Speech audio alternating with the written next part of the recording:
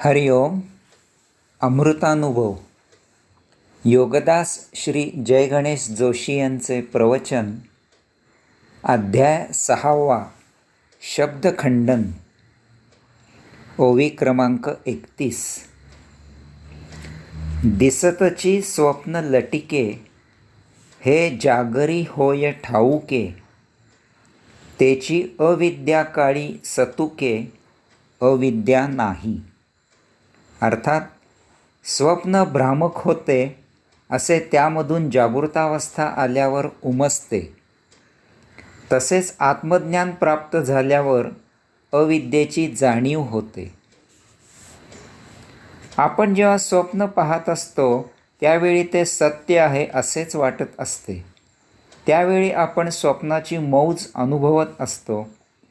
तथापि त्यामधून जाग येते आणि त्यावेळी लक्षात येते की इतका वेळ आपण जे काही अनुभवित होतो ते स्वप्न होते, ते भ्रामक होते, मिथ्या होते. माऊली म्हणतात की याचा अर्थ ज्यावेळी आपण स्वप्न पाहत असतो त्यावेळीही ते भ्रामकच असते, मिथ्याच असते. म्हणून कोणीही स्वप्नात पाहिलेल्या गोष्टी जागृत आल्यावर त्या प्रत्यक्षात उतरवत नाहीत. माऊली पुढे सांगतात की जेव्हा आपण भौतिक आयुष्यात रममाण होऊन त्यात झोकून देऊन जगत असतो त्यावेळी त्याची लज्जत मोठी सौख्य देत असते.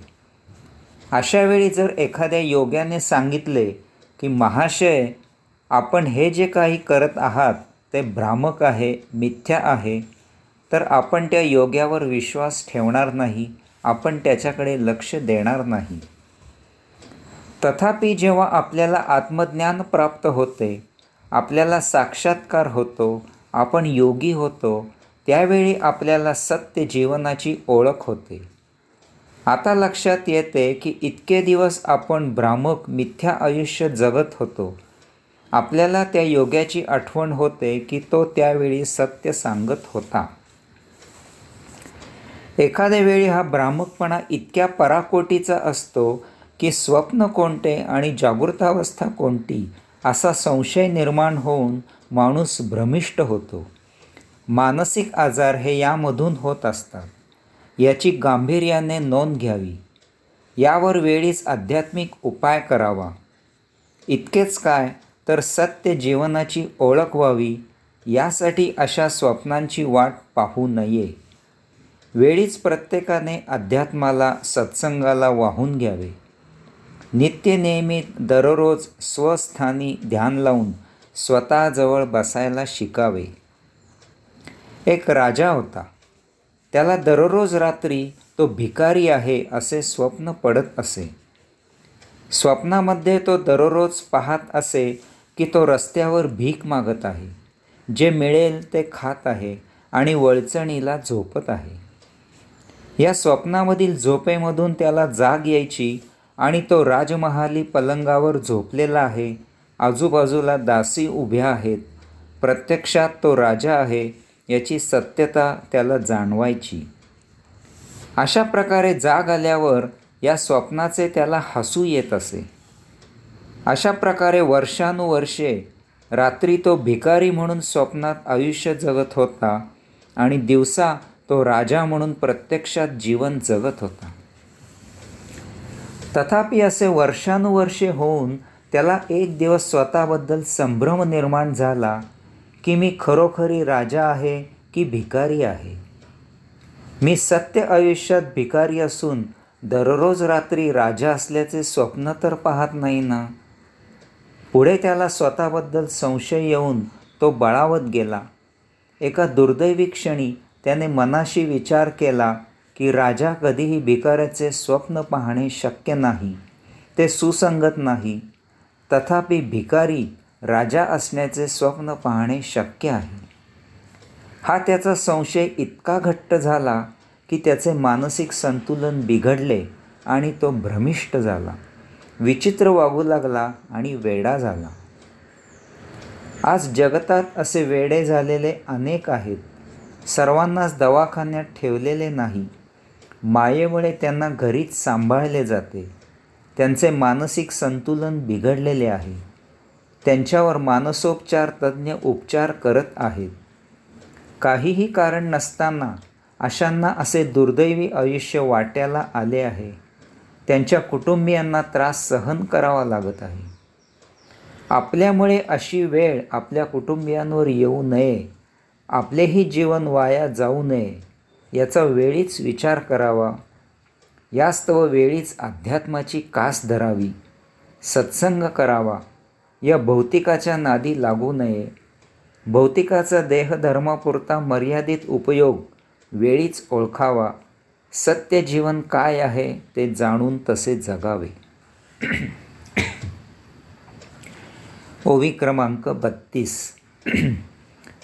वोडंबरीच्या लेणिया घरभरी आतुडलिया, नागवे नाजविलिया विशेषू काही.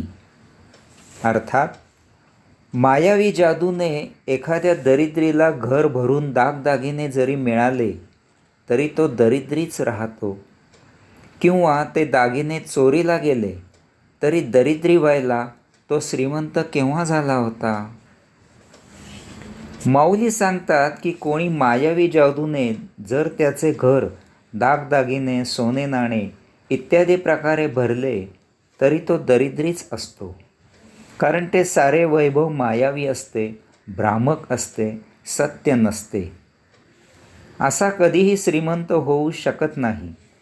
भविष्यात त्याच्याकडील या वैभवाची चोरी झाली असे जरी तो म्हणाला तरी त्याला कोणी दरिद्री झाला असे म्हणत नाहीत.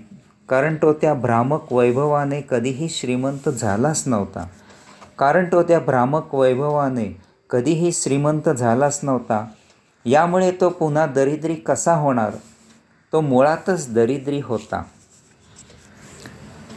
जे भ्रामक आहे ते सत्य म्हणून सिद्ध झाले नाही तर यात नवलते काय आहे. अयोगिक आचरणाने घर भरून जरी वैभव मिळविले तरी वैभव नसलेल्या दरिद्रीप्रमाणे तो असा वैभव संपन्न असलेला दरिद्रीच आहे. कारण त्या वैभवाला अयोगिक आचरणाचा पाया आहे. असे वैभव कधीही शाश्वत नसते, ते टिकत नाही. हपापाचा माल गपापा होतो. असे वैभव मिळण्याआधीची परिस्थिती ठीक होती असे म्हणायची वेळ येते. नियतीचे नियम फारच कडक आहेत.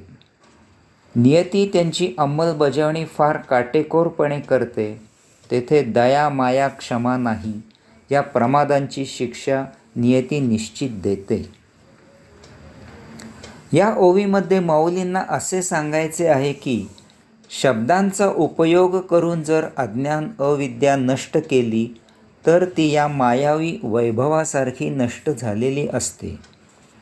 या योगे आत्मज्ञान मिळाले असे जर अशाला वाटले तर तो आभास असतो. हे सर्व भ्रामक आणि तकलादू असल्यामुळे ते नष्ट न होता काही काळापुरते तात्पुरते झाकले जाते आणि अल्पावधीतच एखादी छोटीशी फट शोधून, निमित्त शोधून पुन्हा उद्भवते. येथे ते कदाचित दाम दुप्पट जोरात उफाळून येते. दारुड्याला जर जबरदस्तीने कोंडून ठेवून त्याला दारूपासून परावृत्त केले तर तो जरा नरमाईने घेतो आणि संधी मिळताच चौपट उत्साहाने दारू प्यायला सुरुवात करतो. त्याला कोंडून ठेवणाऱ्यांना असे होते की हा पूर्वी होता तो बरा होता. शब्दांच्या उपयोगाने अज्ञान, अविद्या नष्ट झाल्याचा आभास होतो आणि असा स्वतःबद्दल गैरसमज करून घेतो. स्वतःला साक्षात्कारी म्हणून जाहीर करतो. काही अवधीत स्वतःला योगगुरू म्हणवितो आणि मग आध्यात्मिक गुरु म्हणून जाहीर करतो. अशामुळे त्याच्या सान्निध्यात आलेल्यांचे नुकसान होते. जेव्हा लक्षात येते तेव्हा पस्तवायला होते. हरिओम.